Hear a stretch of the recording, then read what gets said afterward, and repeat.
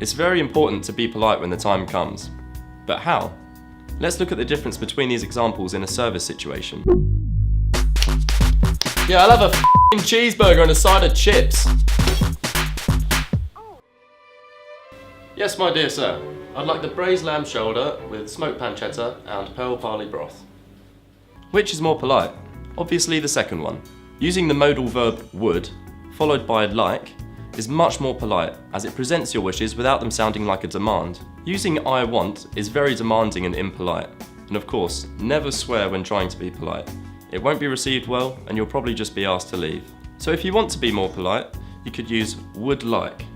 Or even just ask like this. Excuse me, can I have a cheeseburger and a side of chips please?